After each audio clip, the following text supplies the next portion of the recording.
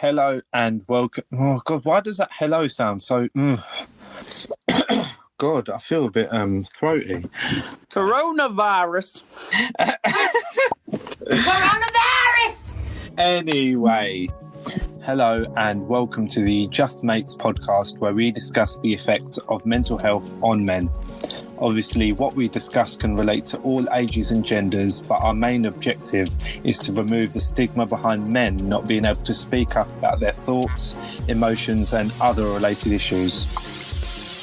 Hello and welcome to episode 2. In this episode, we discuss the effects of military life on mental health with our special guest, Dom, who's in the forces. Just before we jump on that and the next topic, we want to address our target age group. In the previous podcast, our objective was to focus on males aged between 18 to 30.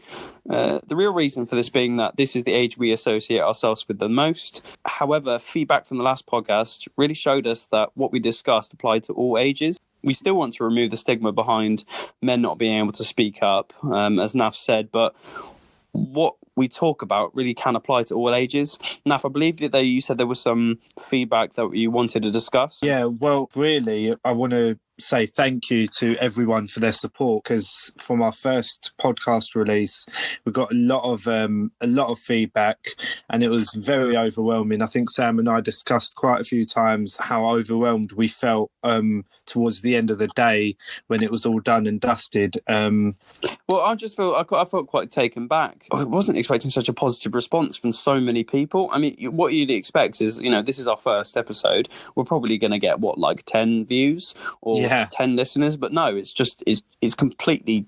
Well, it's not exploded, we're not Joe Rogan, but but it's been really positive. I think what's important as well is a few people from their feedback said to me that isn't this what you wanted? Didn't you want a bigger reach? Didn't you want people to understand? And I think I said to a few people, yeah, of course, that is what we wanted. But I think straight away we didn't expect that many listeners or that many people to tune in. Yeah, no other comment from that, mate. To be honest, I'm completely bewildered by how many views we got. It's really positive. I'll quote one of the comments, Sam. Mm-hmm. It was, listening now, so amazing to hear two young men openly talking about mental health, and as a woman, gives me a lot of insight. Yeah. Now, I thought that was quite incredible, because as much as we're trying to aim our talks and conversation at men, it's great that females are taking this in and realising how they may be able to support men around them and how they might be able to be a bit more empathetic and compassionate towards men's behaviours, and realise that sometimes there's no hidden agenda. It's just sometimes we just need to take a moment to ourselves. Yeah, it's good that I don't want to sound sexist myself, but it's good that women are not seeing this as kind of like a sexist talk. It's it's only for men, that sort of thing. And that's really good. That's our objective, really, is to you don't just raise awareness by speaking to men directly. I mean, this can apply to women as well. Yes, of course. But you hit the nail on the head there. That's really positive. And I don't think that was the only female that we heard from. No. On my side, I've heard a lot of positive things, and I know as well from you've had several other streams of feedback from women. That's also been good. Yeah, and as well as obviously females, that a lot of my guy friends came back to me, and a lot of them actually started their feedback by saying they didn't expect it to be so serious, but they actually realised that it needs to be spoken publicly.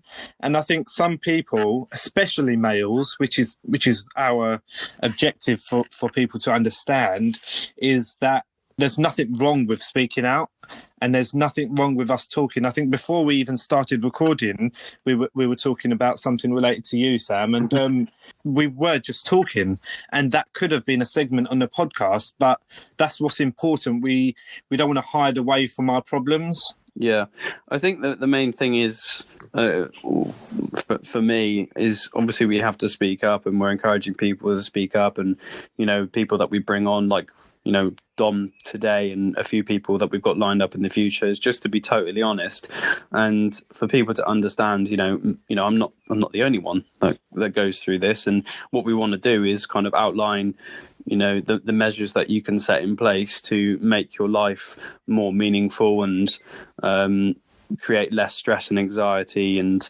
all the other mental health related issues, to really just reduce that and control it and make your life better. And yeah, definitely. I think to straight away acknowledge that there's a problem is probably a first step towards like getting better. And then you can start to address it. And I hope from these podcasts that we'll be releasing and from the one that we've already done, that people have a bit more insight and understanding that there's more to life than just how people seem on the outside. Yeah.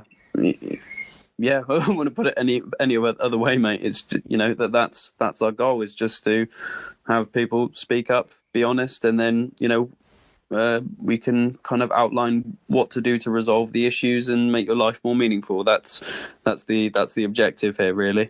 Yeah.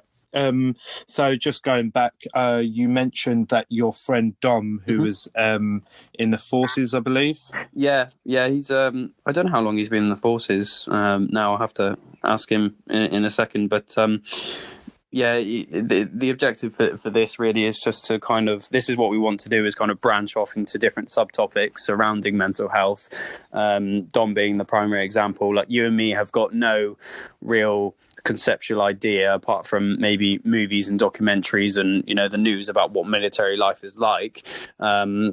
And we essentially wouldn't have a clue about how to resolve issues that would be present in his line of work, and that's really important, because you and me can only talk about personal issues so far, and if we get a better understanding, and if the listeners get a better understanding of different areas, we're more educated and understanding of those subtopics, so we can learn how to resolve the issues. Yeah, I think what's as well, again, is vital that we're still learning, because we'll still face these situations where we might have new friends or previous friends that are going to go through these issues that we're going to talk about, and then we can actually start to give them the correct advice, or just be the shoulder to cry on kind of thing, because that's what it's all about, really. We need to be supportive and come together, and that's what a friendship really is. We can't just be there part-time. We need to be understanding of all kinds of issues, and I think that's our main takeaway from these podcasts and talking about mental health, is compassion and being completely transparent with our friends. Yeah, exactly. And to put like a light-hearted twist on this, a little bit of the feedback I got was quite funny about the way we actually talked. I never noticed this, and I said to you after I recorded, I say, Nav, I say yeah, exactly about 2,000 times. You stupid. Do I do that all the time? And then yeah. No, well, the thing is, you say yeah, exactly, and I say yeah, definitely. And I don't know what I'm saying definitely to half the time. It's interesting though, because you'd think that after we've recorded, we'd listened to the podcast loads of times. I think I listened to it about 3 times, and obviously during editing or whatever. But after that, I couldn't stand hearing our own voices. Yeah, exactly. Yeah, definitely. Anyway, so I think this is probably a great time after that summary to introduce Dom. So we'll be having him on in a second. Isn't that right? Yeah, let's go. So yeah, we're joined here today with Dom, one of my best mates. I think we've been best mates since year 1, so the majority of our lives. Dom, do you want to just give yourself a brief introduction and tell people what you do, how long you've been doing it, and yeah, just tell us about yourself. Yes, sir. So like Sam said, sir, I'm Dom. I've been in the army for, it'll be 7 years in September. So I served in the British Army in a light cavalry regiment in the Armoured Corps. So our job was basically to be the forward recce, operating from 5 kilometres to 360 kilometres ahead of the main friendly forces for the main battle groups and that. So we get eyes on the enemy locations and then feed information back or go and attack it or call in airstrikes and everything like that. So we're quite a very, very forward role where we sort of like free thinking, free roaming sort of thing. Yeah. I've travelled the world quite a lot as well. Been to Norway 3 times, Kenya 3 times. Have you always wanted to do that then? Like you said you joined the army, it's been 7 years. Was that like a childhood kind of like goal, or was it something that was a spur of the moment thing?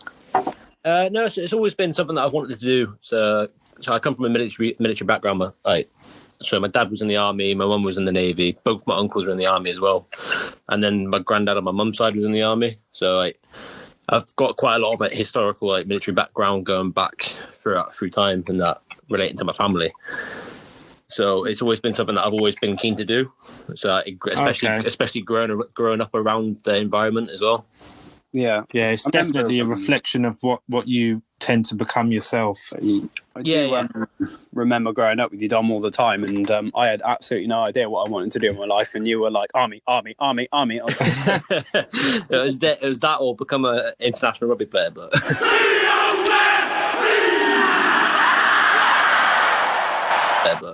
yeah, kind of went sideways.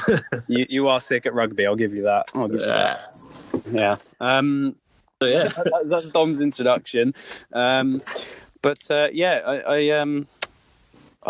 remember when I kept on saying I was going to join the army for years and years and years, and I was like, I was going to do it and do it with you, and I just never did it. I don't know what it was. I think you just have to be. It's one of those things where if you're hesitant even for a second, then you shouldn't do it. Yeah, definitely. Yeah, I mean, do you ever feel like there was something else you'd want to do? I know you mentioned rugby, but like throughout the course, even now, do you feel like maybe you would have been happier or as happy doing something else? I don't know. I mean, I probably wouldn't be as happy. I'd probably be less stressed, if anything. But no, I probably wouldn't be as happy as I am now. Yeah, it's almost like you were born for it, obviously. Sort of, yeah.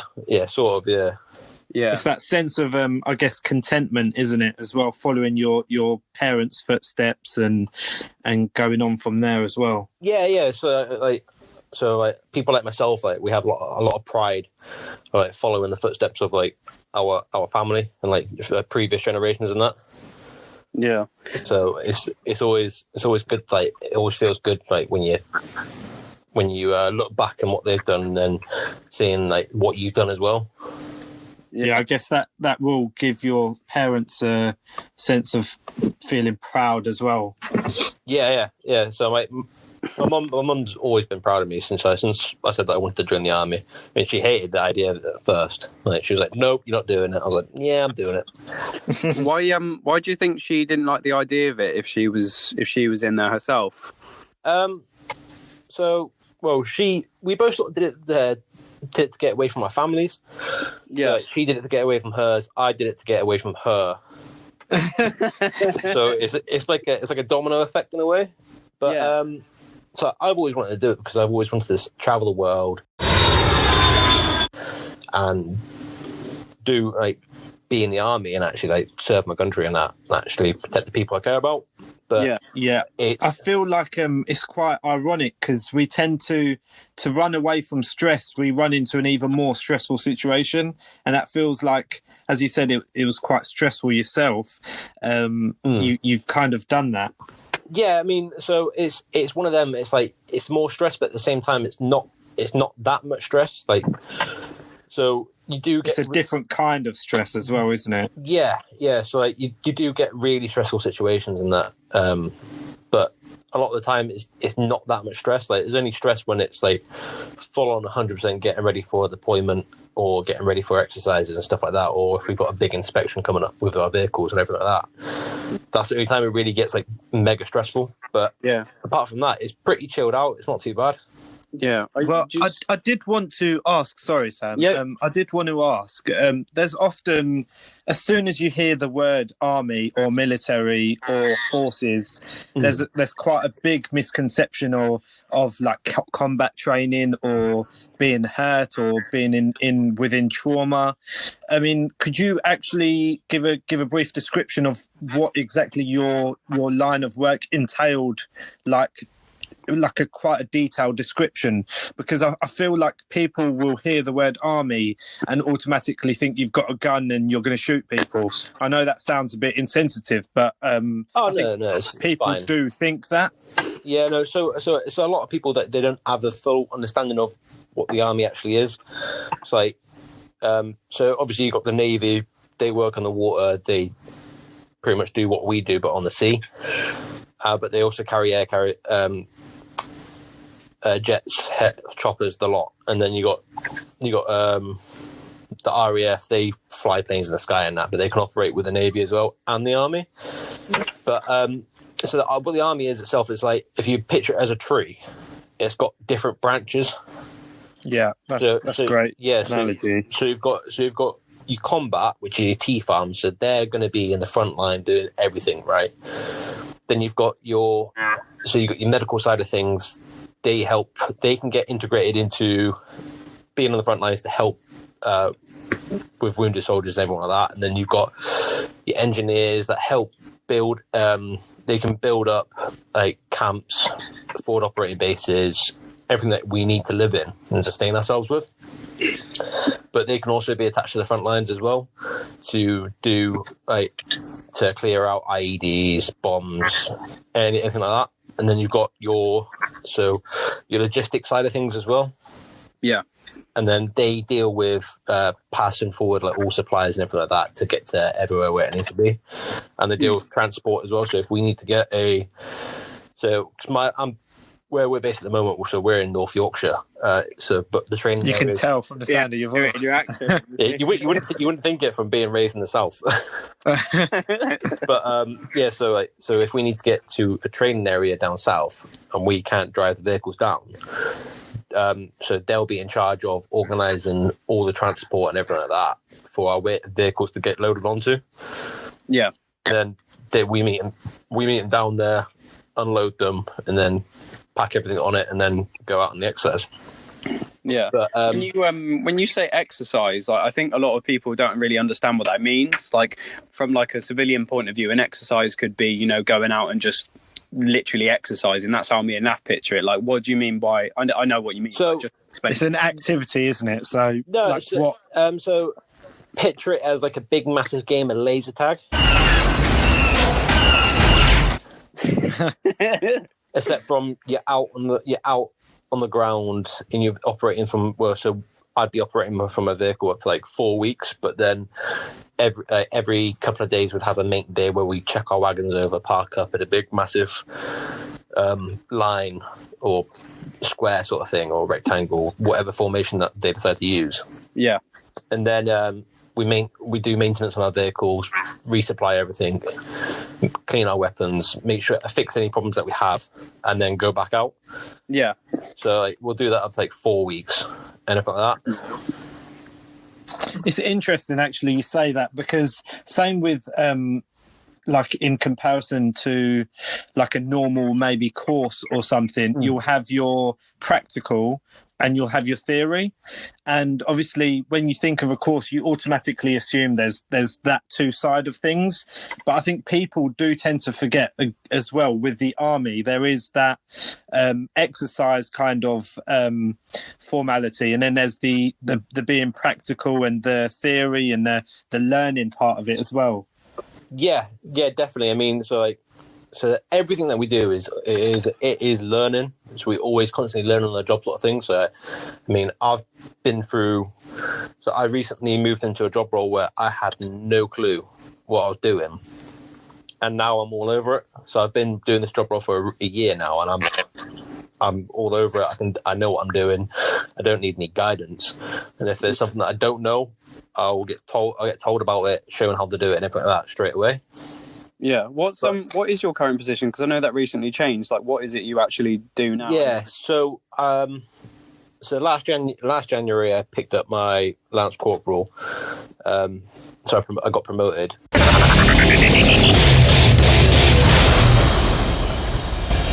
So then I went out to Kenya, did a Section 2 IC, which is a dismounted section. So we go in and do an attack and stuff like that. We do the fighting. And then we came back from there. Then I got moved into an SQMS, which is out because we operate in squadrons, not companies in the Armoured Corps. So we operate in squadrons. Yeah. So I went from a fighting troop, which is essentially like a platoon, to the SQMS. So we went into a squadron quartermaster store. Yeah. So I became, I was working in the stores within the squadron. So if any of the squadrons needed sights, weapons, anything like that, I'd be handing it out, signing it out to them, and doing all the maintenance and stuff on it as well, and getting it, making sure everything's good to go. So sorry, go ahead. It's just like when you picture, like when someone says army, like going back to that point, like you immediately think that the dude's going to have a gun in his arm and he's going to be shooting people. Like it takes years to get into combat. Would you say like 10 years or something? Like you have to be experienced. So no, you don't really have to be experienced to get into combat. So looking back at so we go back to 2012, 2013. Yeah. So that was the last time my regiment was actually on a combat tour. That was Op Herrick. Okay. So that was the last time that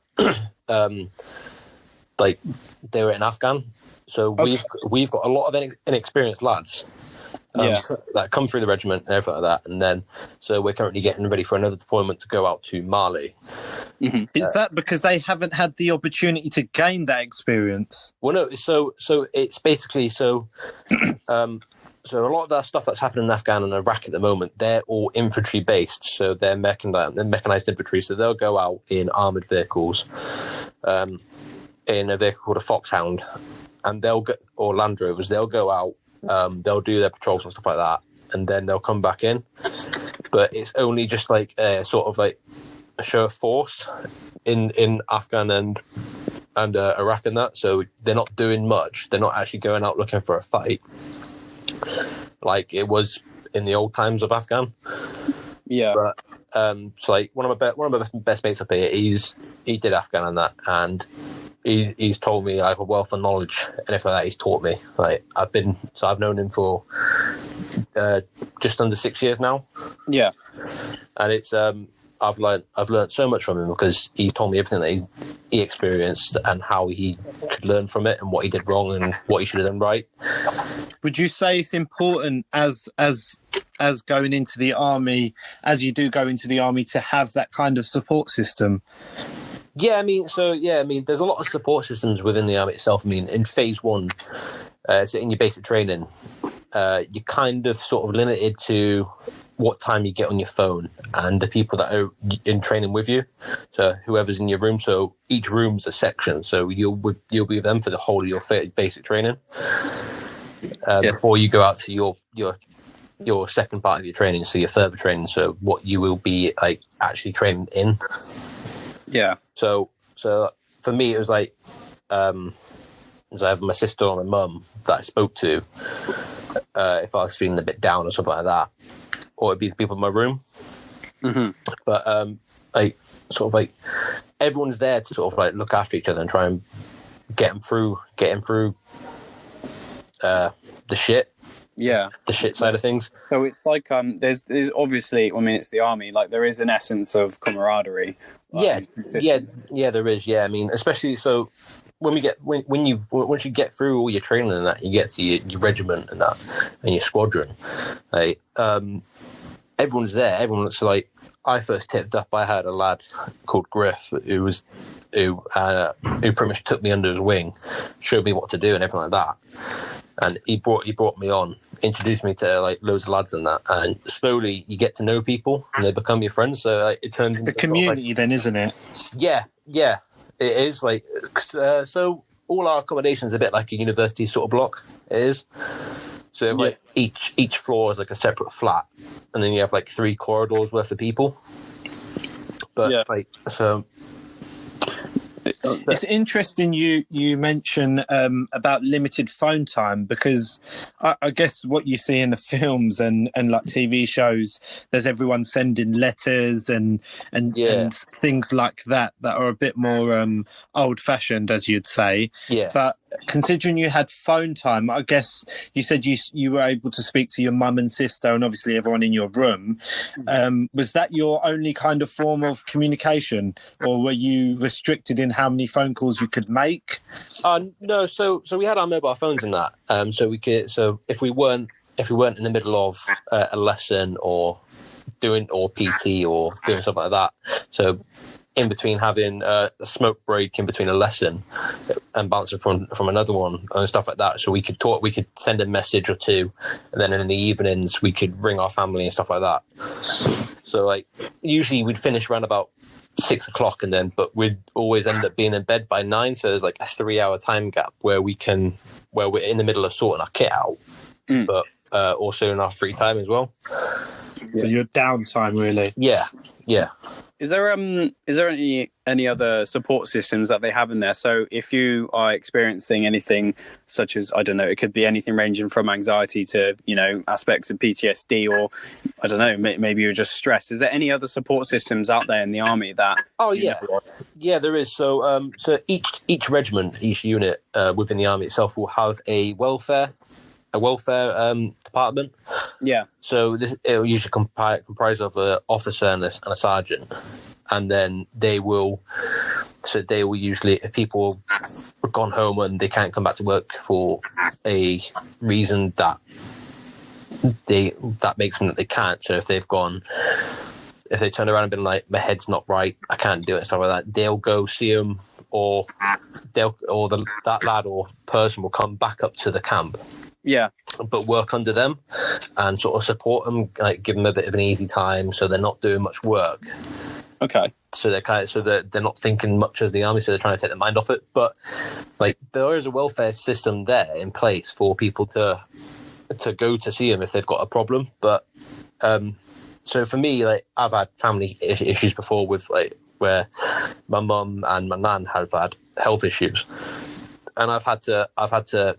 So I came back from Kenya. My mum had my mum only told me literally the day I got back that she had breast cancer. Yeah. And I literally found out. And I told my sergeant at the time, I was like, look, am I right to speak to you in private and stuff like that? So everyone's there to sort of like look after you. So if someone came up to me and said they've got a problem, and they felt comfortable talking to me about it, I could take them to the squadron sergeant major or their troop sergeant, everything like that, to help them get something in place so they can go home or they can be looked after. I think it's incredible. Sorry, Sam. I think it's really. I think it's good to repeat what you've just said as well. But it's important you've mentioned that, because forget army, just on a daily basis, men don't talk about things. And obviously you've got that laddie kind of like vibe and the culture and the society of like being a lad and stuff. People don't speak out or tell anyone their problems. So the fact that if you're in the army where you're meant to be big and tough in quotation marks, you're still able to talk to people, you're still able to tell someone how you feel, you get pulled aside, you get the correct support system outside of the army. I think it's quite important that people realise that you can do that at home too. Like there are many different support systems around us that we can actually rely on. Oh yeah, but it's really important that you what's the word? Emphasize that even in the army you get that support system. It's weird because like you would think, I mean I only know it from the standpoint of on like documentaries and movies. You think you're in there, if you mess up once, like 3 strikes and you're out. You don't really picture it as like there is a support system at all. No. So like, at the end of the day, like you do get like a number, so in a way, because that's what everyone sort of is. Like you go through your process, you get given an army number and that, but then you do. But apart from when people aren't treating you like a number, they do actually look out for you, because at the end of the day, you're only a human being. Yeah. And people may have, other lads may have gone through that situation before, so they may know stuff that can help them get through it and that. But it's just having the confidence to talk to people about it. Yeah. Yeah, that's really good you mentioned that. Do you feel like you were given that kind of safe environment where you could feel confident, or do you ever feel like there were times where you couldn't mention anything? When I first joined the army, I was a bit worried, just like, right, I'm just going to keep it to myself and crack on. But then, as time's gone by, that I've realised that it's not good to harbour all these emotions and everything like that. If something's really making you upset, it's better to talk to someone about it and vent off how you feel about everything. So I was meant to go on a promotion on a course to do for that would make me eligible to promote again, but it got cancelled due to the COVID-19. Okay, yeah. And it really pissed me off, because now I'm having to go on exercise for 5 weeks. Yeah, which is a bit crap, but it is what it is. But I guess insensitively, I kind of really forgot how that would have affected the army base and the teams around there, because we think of it so locally. That's COVID, that is, that we kind of forget there's whole other different worlds out there that are dealing with the same kind of like stress from it. Oh yeah, definitely. I mean, so the army is not just like doing its normal day-to-day business of like maintaining vehicles and everything like that. So like when my regiment's still getting ready for deployments and everything like that. So as COVID came in and the lockdown started, we had a squadron deploy out to Poland for 6 months, and we've currently got another squadron getting ready. Well, two squadrons getting ready to deploy out to Mali in December. So we're still working for like normal time, but doing shift work sort of thing. So we're doing week on, week off. So we're still working normally, and it is a bit of a pain, because it's like some regiments are getting pretty much told to stay at home until further notice. But it's like for the likes of myself, I'm driving down south and back up every other week, which is like nigh on 600 miles for me. Yeah, it can be a pain in the ass, but a lot to take on as well as everything else you're facing. Oh yeah, definitely. Yeah, I mean, but there's other regiments as well that are assisting in testing people as well. So they've set up testing centres around local areas to them. So, cause we share a camp with medics, with a medical regiment, and so they go out. They've been going out to hospitals to bolster the hospital staff up, so they can help test people, help maintain keeping the NHS system flowing. Okay. And so a lot of people don't really see that. They just sort of see, oh, it's just the NHS, but there's a lot more going on in the background and everything as well. All right. So yeah, I wouldn't have known that. I wouldn't have known that at all. Yeah, so a lot of people that have been on courses and that stuff as well, they've been out testing people in their local area in Norfolk. We're in a testing station where people pull up, they test them, they get the details on that and put it away to one side, and then they send it off to get tested. All right. And then our local, so where our med centre is, our medical centre, so that got turned into a bit of a testing centre as well. But they shut that one down, so it's only open like every couple of days or somewhere, or every other week for testing. But you still had the resources there for it. Yeah, we still had the resources there to do what we needed to do and everything like that. So that's actually quite interesting, because as Sam said and I said, we wouldn't have thought of that or known that really. There was just another question leading on. There's obviously, I've mentioned the misconception about army. Yeah. Is there anything that's personally annoyed you about maybe close friends or not so close friends that have kind of assumed things about your job or like what you do? Or like anything that's annoyed you to the fact that you wish other people wouldn't think like that? Personally, it's the fact that how our public, as like our country's public, view the army. So put in context. So like America, a lot of people take a lot of pride in the fact that they've got people in the army and stuff like that, so they take a lot of pride in it. But then you come to England and everything like that, and a lot of people don't like it.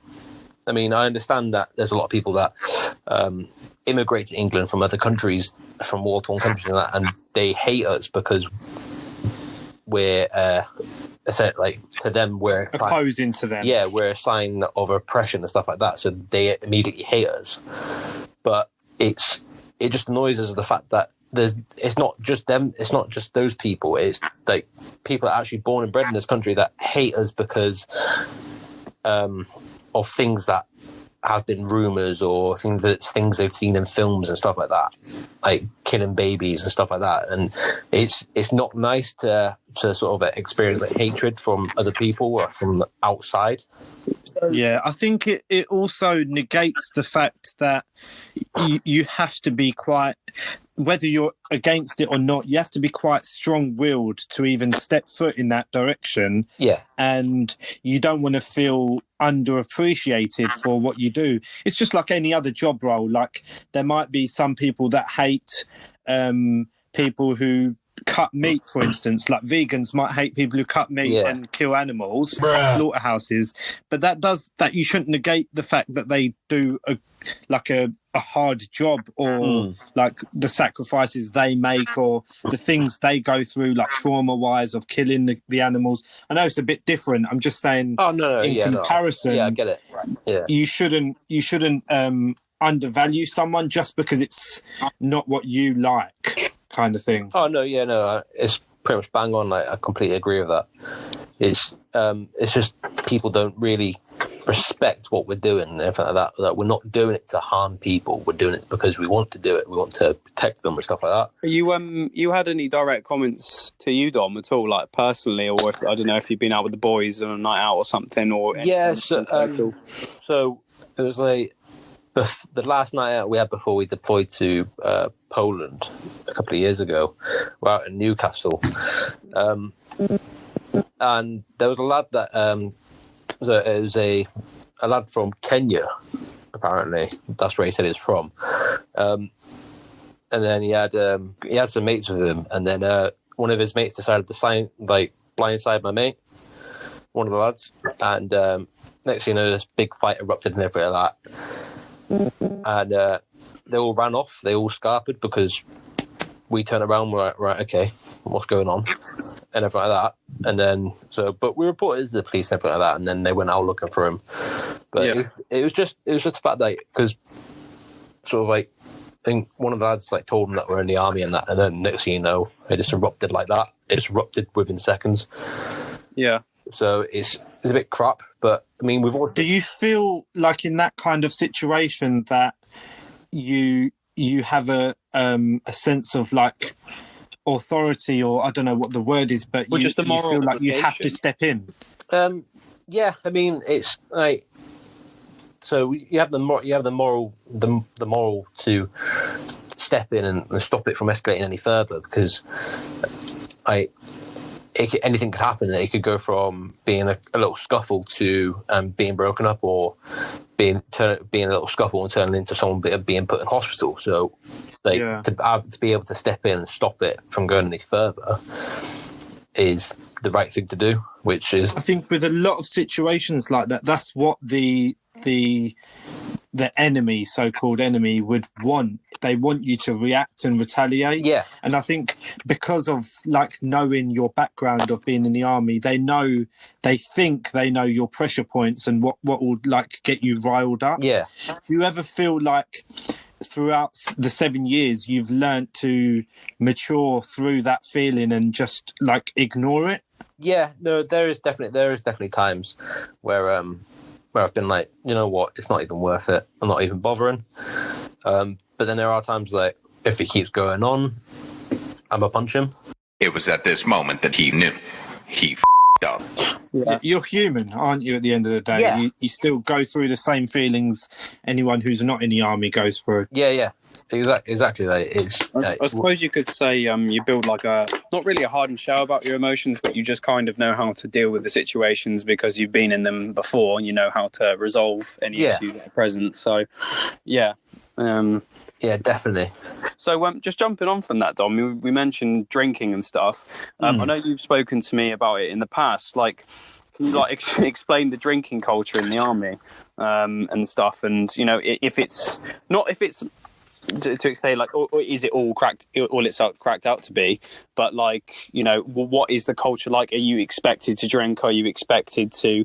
I know, obviously, you can't take drugs because you get tested. But like, is there like is the word peer pressure? Is there like an obligation to drink or that sort of thing? No, I wouldn't say there's an obligation to drink at all. It's more like, so usually when if COVID wasn't about stuff like that and pubs were open, we'd be like, we'd go out every weekend, like every other weekend or something like that. Like, we'd go out and have a few pints in a pub or something like that, or in the block, and then next thing you know, it'd be like turned into a party because we'll have a laugh. Yeah. But, so when we have new guys that tip up and everything like that, so we try to get them to get to know them and for them to get to know us as well by going out for a drink as well. New friend! Yeah. Sort of bonding. So it's one of the things that we do. Like, we always have a laugh over drinking, but then obviously laddish things start happening when everyone's had a drink and that, and then crazy. Laddish things like bowling pins. No. So no. So I wouldn't say bowling pins, but bow and arrows. Would you like to emphasise what that means? Literally a bow and arrow. No, Dom, I'm referring to what's on your ass. Oh yeah. So so my first. I think you forgot you had that. I do actually forget I have that on my ass as well. So I've got a tattoo on my ass which is a bowling pin.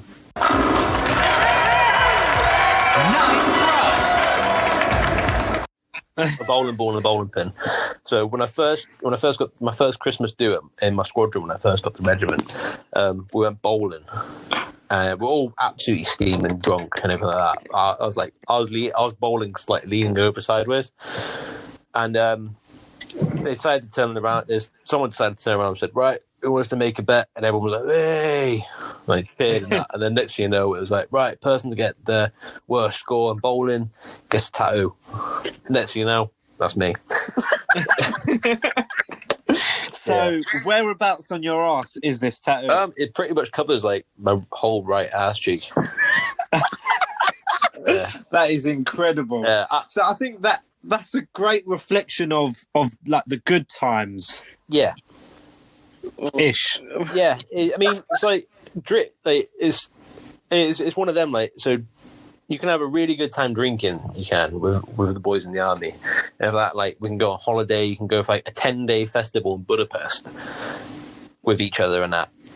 Get absolutely steaming drunk for 10 days and have a laugh.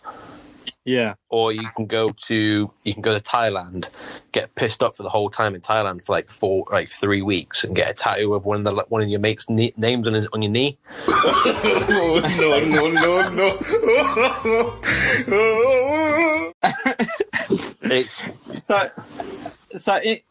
Going on from that as well, obviously I don't drink. Oh, sorry. Oh, I'm sorry, don't hurt me. So I wouldn't be a part of that culture, say if I was in your like society or group. Yeah. What is there for people who don't drink or like aren't a fan of that kind of culture? Is there anything else that's available, like social wise? Yeah. There's a lot of things available socially. So like within the army, you have a lot of sports and everything like that. So but no one pressures you to drink. If you don't want to drink, you don't have to drink. You can still hang about and just drink a soft pop, like a bottle of pop. Yeah, bottle of pop. But like a bottle of Coke or like Fanta. you know what I'm getting at. Just yeah. But yeah, like so no one pressures anyone to drink. Like you only drink if you want to drink. Yeah. Like recently, the amount of times that I've turned around and been like, "Nah, I'm not drinking. I can't be bothered." And I'm like, "All right, okay, no worries." And that's the end of it.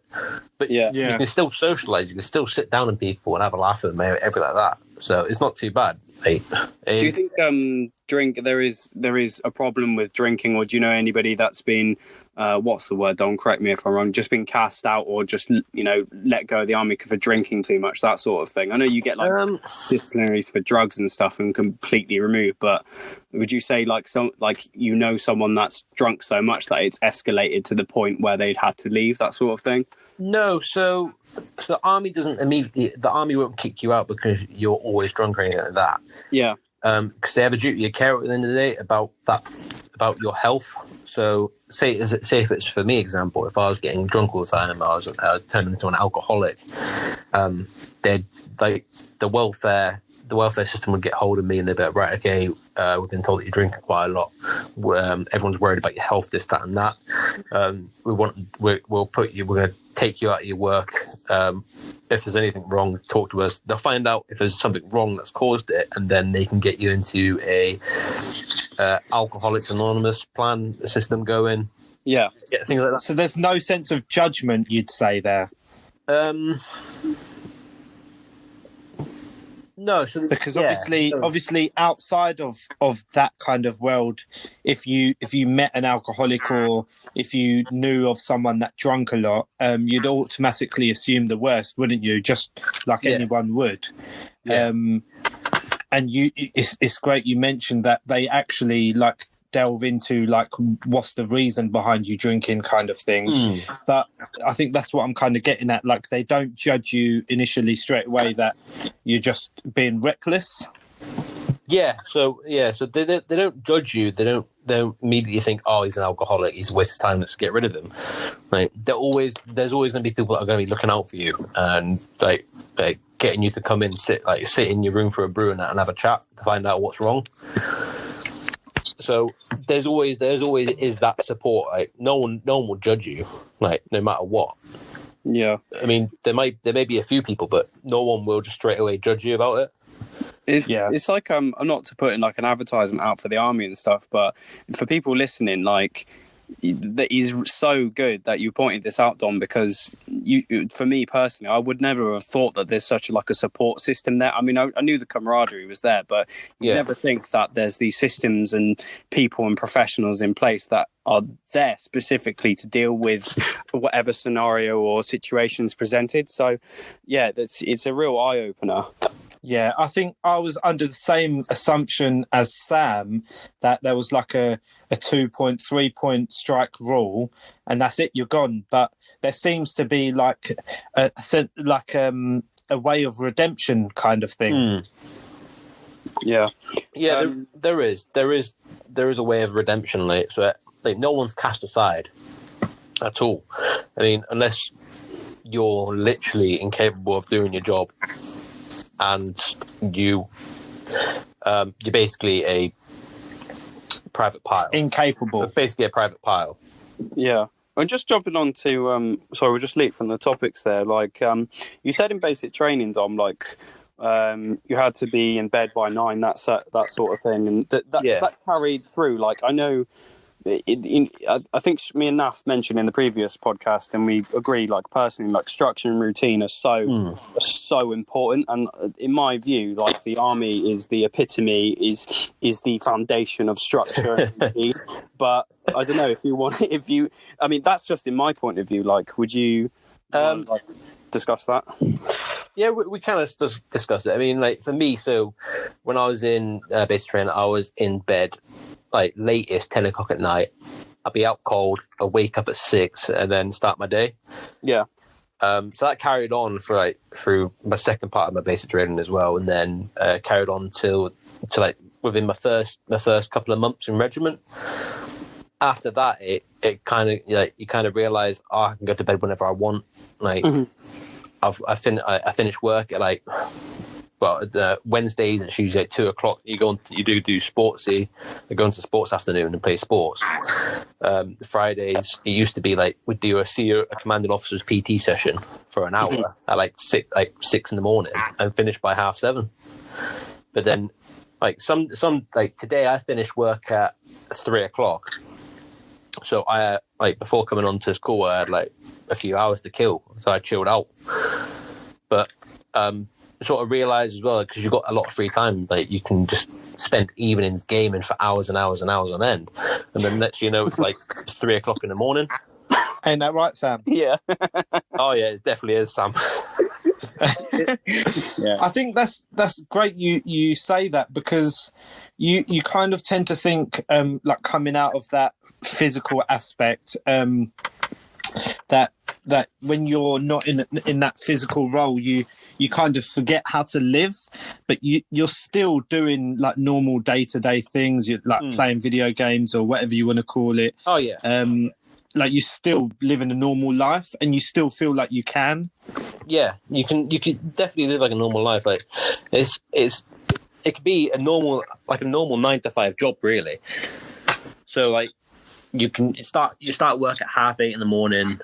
Like for me, so I'll be like, start work at 8:30. This would be my regular morning. I'd go do exercise. I'd work out, do a bit of PT, and then I'd finish that. I'd get showered, changed, have breakfast, back in work for 10:30, and then I'd go on lunch at 12:30, back in work for 1:45, and then I'd usually finish work around about 4:30 or 5. Yeah.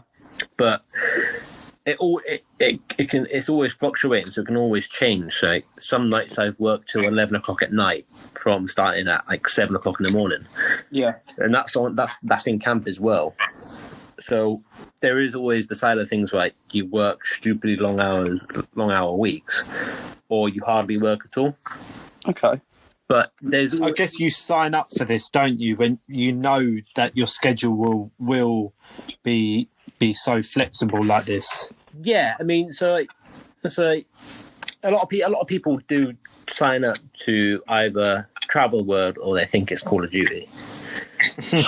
But they don't really understand what it's like normally. Yeah. So we have a lot of lads that come through and that, and they're like, oh nah, like, so we have to do 3 years, and then after at a 3-year point, or after if you're 18, so at 18, if you join, you sign a contract for 4 years, but on your third year, that's when you can sign off. So you do like another year in the army before you leave. Kind of like uni, really. Yeah, pretty much. Yeah, sort of. But we have a lot of lads that join up, and then within the first month, they're like, "Nah, I want to leave. This is shit. We're bored. We don't do anything." Mm-hmm. So did you get that option to kind of pull out? No. So you get the option when you're in phase 1. So before your 7-week point, which is your halfway point in your phase 1 training, you get the option to DOR, which is sort of basically to say, look, the army's not for me. I want to leave. And then you send off the paperwork, and then that'll be you gone from the army. Okay. Can you join again if you? Yeah, you can join again. Yeah, so obviously, so your service records and everything stay with the army and everything like that. So you always have that number. So I've had a lot of mates that have joined the army. So we moved up here in 2015. He left in 2017. Mm-hmm. And a couple of months ago, he got back in the army, and he still had his same army number, same service number, and same rank that he left as. Okay. So there's always the option to come back if you think that actually the army was good for me. Yeah. Yeah. So it's always an option for people that if they think they regret it, sort of thing. Yeah. Yeah. So the option's always there, and the support system's always there, and yeah, you're not always cast aside. And it goes back to that point of you're a unit at the end of the day. Yeah. It's like like you said, we're a unit at the end of the day. Like we serve with each other. Like we could potentially be fighting next to each other in a real life scenario, and we need to rely on each other and be able to trust each other. Yeah. Yeah. I think Sorry, Naf, go ahead. No, go on. No, it's fine, mate. It's fine. No, I was just going to say, obviously, we've kind of gone on to a lot of topics, but maybe one of the last ones could be where you, Dom, yourself could give some advice or some kind of knowledge to people either that have a misconception about army or trying to get into the army or having been through things, like any kind of advice from your point of view where you think you could benefit someone else. Like, what would you tell someone? I I'd definitely tell people if they're thinking about joining the army, I'd say definitely train, like do a lot of running for it as well, because you want to go in there fairly fit and be able to actually achieve what sort of things they set you. So like the whole training system now is changing, so it's not as much cardio, it's more sort of strength based, but still do a lot of running as well. Yeah. So you need to be able to run, because if you can't run, then it's a bit stupid, really. But yeah, I'd say definitely do a lot of fitness training in that beforehand. Yeah. Like CrossFit's a good one to do as well, because a lot of lads do CrossFit here. Because it's a lot of like multiple different exercises working on loads of different muscle groups at the same time, and a lot of our fitness training is around the CrossFit sort of style. Yeah. Yeah, so fitness is definitely one. I'd also say not if you're a naturally cocky person, and people will think that you think you're the top dog. Don't expect to be fought like that. Yeah. Like when you come here, so we have a lot of lads that come in, they think they're the top dog, but they get knocked down a peg or two. Yeah. Puts them in their place, kind of thing. Snaps you into maturity, really. Yeah. I've had situations with lads that are coming to my troop, and they've been my driver, and then they start doing stupid things, and like on exercise I've had to hit them in the helmet. Yeah. And we had a lad called Hamilton. He got kicked out for drugs, but he blew a whistle in the middle of a harbour area while we're trying to be quiet. What? Yeah. Yeah, what the... Yeah, so apparently he was fiddling around with a whistle. Apparently a seed got stuck in it from the ration pack, from one of the snacks in the ration packs. And he blew the whistle to get the seed out, making a loud noise, and then me to proceed charging down to the end vehicle where he was sat on top behind the gun. You stupid. And me almost punching the out of them. Well, that's... But yeah, so... But that's just in consideration. I think going off of that, you've just got to be considerate and compassionate and empathetic towards the situation you're in, the environment you're going to be in. Yeah, definitely. But a lot of people need to understand, like, it's not going to be... You're not going to be... fighting in Call of Duty all the time. It's not going to be anything like that. You're not going to be dropping from a C-130 into a war zone. No.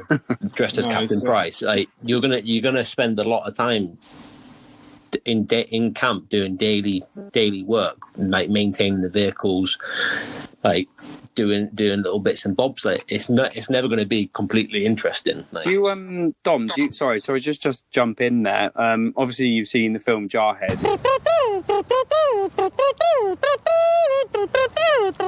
You know, the whole scenario where they go in and deploy, but they never end up killing anyone, and it drives the main protagonist absolutely mental. You know, he has that scene where he's like, I just want to shoot him, I just want to kill someone. People go in and think are going in specifically for that. And, you know, do you ever get a sense of like, God damn it, I've been here for 7 years, I just want to go and see some action? Yeah, definitely, yeah. So I wanted to be on the tour coming up to go to Mali. Mm-hmm. I wanted to be on it because it has the potential to actually be something like Afghan, but not like Afghan. Right. So I could actually experience it in that and do what I signed up to do. Yeah. Which is to be a soldier, pretty much. But but then people have to understand, like, they need to respect that if they don't go anywhere, not to kick up a fuss about it. Yeah. Because, so if you kick up a fuss about it, you'll end up making a bad name for yourself, and people won't respect you as much. Mm-hmm. And you won't even get that opportunity in the end. Yeah. Unless, so we have a lad that he got told that he wasn't going to be deploying. His name wasn't down on the list to deploy and everything like that. So he kicked up a fuss and went to the top corridor in our regimental headquarters on camp. Went to the RSM, went to the regimental sergeant major, and went to the commanding officer and everything like that. and pretty much booted off about it all. And so they don't respect him at all because he kicked up a fuss. Yeah. Just like any job, really, isn't it? Yeah. It's just people need to take things with a pinch of salt. Like if they get told that they're not going anywhere. Like for me, I saw it as an opportunity to get my career courses done as quick as I can. Yeah. So when people come back, I'm ahead of them. So they're having to play catch up to me. You're quite driven, I guess, and you use your own initiative in that sense. Yeah, it is. But it's like the good thing about it as well, like going away on courses, you get paid extra as well. Yeah. So you get paid a thing called home to duty, home to duty. So, or get you home, which is like, so for me to go down to Bovington near Bournemouth, I'd get paid for my fuel to drive back up here on weekends when I only live around the corner. Oh, really? Okay. So that it is. So the army is good like that. So, like, don't expect like to be a millionaire, but be happy that you get paid a bit extra than normal. Yeah, of course. Would you, Dom? Would you say there's like any? I mean, Naf, we talked about in the previous podcast about how we were worried about money and the situation that we're in with COVID.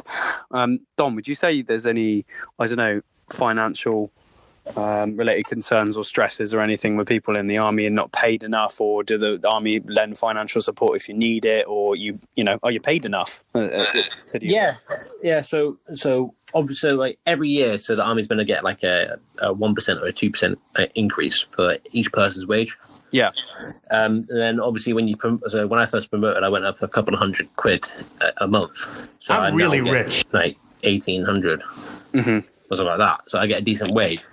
So, but yeah, army's not necessarily a big thing because we have a cafeteria on camp, so we can eat on camp. We don't have to go out and buy our own food. Yeah. But we do have kitchens in the blockers in our accommodation as well, so we can cook our own food if we want to. Yeah. But we do get paid enough. A lot of lads do tend to blow it on like alcohol straight away. Mm-hmm. So there have been lads that have literally like got paid on the Friday, gone out on the Friday, Saturday, and they've wasted half their wage already. Yeah. Before bills even come out. But they do have things in place so if people have got no money and they've waxed all their money away. Yeah. There's a thing called Hungry Soldier. Okay. And you go up to the cookhouse, you go up to someone, I can't remember who it was exactly because I haven't been on this, but I haven't been on it. But you go up, you tell them what the crack is, then they put you on a hungry soldier list. So you go up to the till after collecting your food, you write your name down and everything like that, and then that gets taken out your wage from your next month's pay. Right. So kind of like a benefit scheme, isn't it? In a way, yeah. So there's always something in place in case you don't have money. Yeah. So it's not too bad. It just goes back to that point of, they're always there to support you no matter what. Yeah. And plus the lads are always happy to, if you're a decent lad in that, they're always happy to help you out as well. I think from this, like talking to you, Dom, I didn't really know what to expect. Military is kind of like a taboo subject in like most conversations, but I've learned like a lot. And I think even Sam sounds like he's learned a few things, even though he's been your mate this long. There's so many things that I think people need to take away, and it's all about understanding and being, and I say this all the time, but it's about being empathetic about somebody else's situation. So, and I think what people should now do is be less judgmental when they hear about an army-related job or hear stories. Like there's a lot more to it, and also to emphasize that the support system is massive. Oh yeah, it is humongous. Like everyone is there to support each other, even if we're not in the same regiment. Like if we know that someone else that we know is in the army and they're going for a bit of a hard time, like we'll always be there to support each other no matter what. Yeah. So it's amazing that like we do take the piss out of each other. So like if I was friends with someone that was in the logistics, and the logistics side of things in the ROC, I'd take the piss out of them for being a non-combatant and that they're a blanket stacker. They stack blankets. Yeah, no, it's just that kind of banter culture, isn't it? Yeah. So there's always that environment of taking the piss out of each other, but not taking it too far. Yeah, but a lot of like people on like Civvy Street in normal life, they don't really understand it. But like Sam's witnessed it for quite a long time. Like when I do it to him, and he's like, "Oh wow," he doesn't know what to say, and I'm like, "I'm joking, Sam. Don't worry." Yeah, but just a few tears, Dom. Don't worry.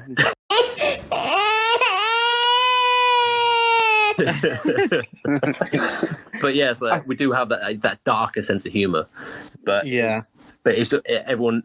We all know in the army and like in the Navy and in the RAF, like that we're all there for each other. So it's amazing to hear as well that even in that environment, that people are still quite soft and like a cuddly teddy bear. Really, like you've got people there. Yeah, that is pretty much what we're like. In the open, like we're like big grizzly bears with Putin riding us. But well, Big Liz. But behind closed doors, we're literally getting belly rubs. Yeah, like we're dancing on big rubber balls, like with a ball on the nose as well. Like, I think it's great. We've got a lot of transparency, and I think wrapping this up, Sam. Is there anything you'd like to lastly ask Dom? And Dom, is there anything that you'd like to end this on to maybe people that may not understand but should, or anything really that you want to end it on? Yeah, I mean, Naf, I'm just going to jump in here. So, Dom, you talked about your experience inside. Well, I mean, we've talked a bit about the past and stuff, and your time during the forces, and there's. I think I've spoken to you about this several times. So, do you ever think about post-army life? Is there any support systems or? Yeah. So when people want to leave the army and that, during the army we get a thing called education credits. Yeah. So we'll go to our local military education centre. But if we're isolated on a camp by ourselves in the ass in the nowhere, we'll have one on the camp itself. But so if where I am, we're in a garrison, so we've got multiple camps nearby, and we've got the infantry training centre here as well. So we go to the education centre there. We can load onto courses, or if we've got like college courses that we want to go to, or university courses, we will tell them what it is. They'll look at the price of it, and they'll take it out of our learning credits. Okay. And then, if we don't have enough learning credits for it, we'll pay the rest off. Yeah. So do they fund it for you? So if you wanted to do, I don't know, let's just say a Bachelor of Science in business, would they part fund it for you whilst you're in the army or something, or would they pay for it when you finished? So if I was to still be in the army and want to do that university course, that Bachelor of Science in business, they'd partly fund it. So they'd pay the majority of it. Say it was like 500 quid. They'd pay 400 and I'd pay 100 of it. Okay. So they pay. So I think it works out. They pay 75% of the price of the course. Yeah. So I just have to cover the 25%. Yeah. So there's support from literally like every avenue. Then. Yeah, there is. Yeah, but so even if I was to leave the army, so that's during the army. But if I was leaving the army, so after 5 years of being in the army, because I'm nearly at 7 now, I could turn around and say, right, I want to leave the army. I want to go to university. And so they will pay for my university course. Oh, wow. Yeah. So the funding's there to do that because I qualify for extra. Yeah. Because I've done more than my 4 years, more than 5 years. So that's me. I qualify for that so that I can go on to get further education and everything like that. And they're there to support me for it. So, sorry, Sam. So from that then, say if you were to, like you said, terminate your army career, I think it's important that other people hear this as well. It's not the be all or end all. Like it isn't just the end goal and that's it. You can still do more. You can still carry on as you were, or if you didn't go to the army, you have that, like, what's the word? you have the opportunity to do things. Yeah. You have a lot of opportunities. So the army is kind of like a stepping stone. Like, so if you join straight out of school and join the army, it's kind of like a stepping stone. So I've now got a part of the teacher's degree, so I can teach. Oh wow! So I got that from one of my career courses. Yeah. Okay. So Yeah. that I recently did, because we have to be able to teach weapon systems to other soldiers. So like, it could be a pistol, it could be someone in basic training, or it could be a normal soldier learning a different weapon that they haven't touched before. Yeah. So we have to be able to teach that as an actual teacher or instructor. So we have to be on top of our knowledge and everything like that as well. So there's a lot. So you do get a lot of courses just from doing qualifications, just from doing career courses in the army itself. Like you can get a level 2. So I've got a level 2 mechanical engineering diploma as well. Or is either a diploma or a degree? I can't remember. I think it's diploma. Yeah, because it's City and Guilds. Yeah, but yeah. So I've got that. I can get a telecommunications one as well if I wanted to. Yeah. And then if I was to advance in telecommunications, I'll get a level 3. Yeah. And it'd be the same in the mechanical engineering side of things as well. So like, the aspect of what to do after leaving the army, everything is there. So for me, I've got a tank group commander's qualification from the Royal Marines from Norway. So if I wanted to, I could be I could lead civilians up mountains in Arctic environments and be able to instruct them and tell them what to do. Let's go! Yeah, pretty much. Like let's go up Everest. Let's have a crack at that. But so there is a lot of opportunities to get qualifications out of it and everything like that. So it's not the be all end all of being in the army. It's not like you're going to be in a dead end job. Yeah. There's hundreds of options. Would you say? I mean, I only say that because in America you see this a lot. Loads of these YouTubers that do experiments, social experiments. They find like loads of like war veterans and stuff that are homeless and have lost everything. I mean, I guess maybe in that sense they didn't feel like they had the support system, but from what you've told me, it seems like there's so many people around there to help you, and even after the army, you've got so much you can do, and you can expand on your skills, and even use the skills you've learned. Yeah. So this is the thing with for example, the US Army, a lot of their forces are very much right. You're going to do this job role, and that is it. That is you for the whole career. So you'll be a combat soldier for the whole of your career, not even touching like the logistics side of things at all. Okay. So they have their own individual departments that do each and every single thing. So it's not as versatile as the UK. No, because they have the mass amount of numbers for the size of their country, so they can equip people with individual job roles. Okay. So for a normal soldier in the army going through his career, he will go through different job roles for a combat soldier as well. Like, so from an example, I went from driving a armored vehicle to being a gunner of the armored vehicle, and then my next step's going to be the commander of the armored vehicle. And then, whereas you wouldn't get that in the US. No. So you'd either get a commander, driver, or gunner, or radio operator. Like you don't get the versatility of going through each job role. Yeah, see, that's interesting because I may be wrong. Sam, maybe you can correct me, or Dom, even if you've seen.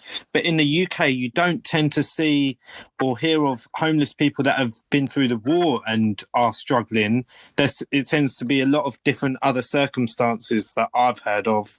Whereas in the US, there's many videos I've seen of, like I said, of post-war members and fighters that are now struggling.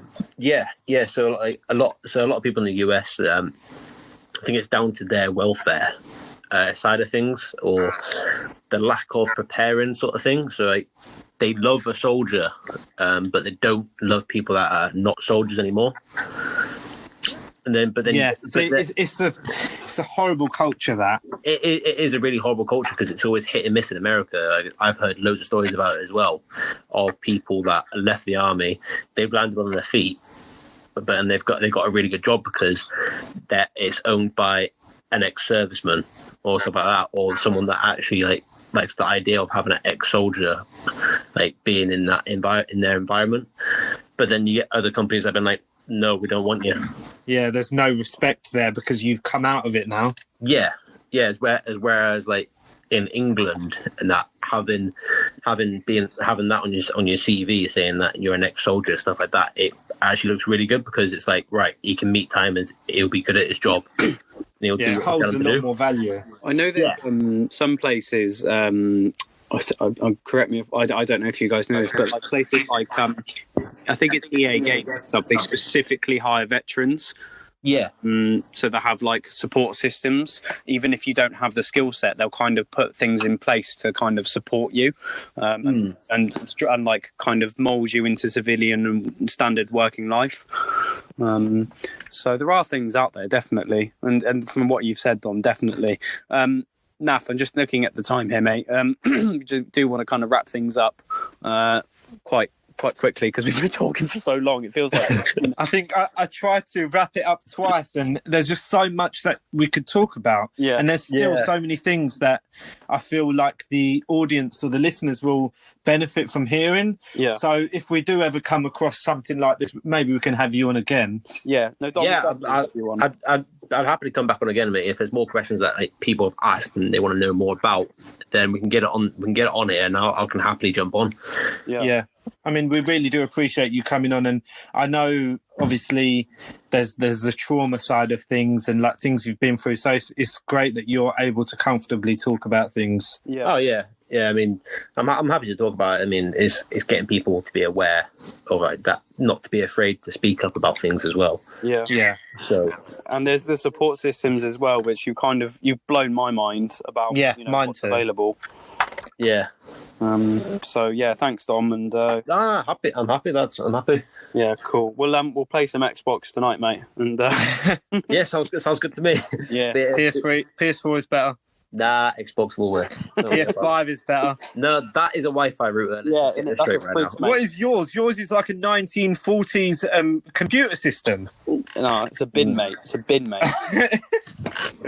Anyway, I guess we're it's like a vase holder.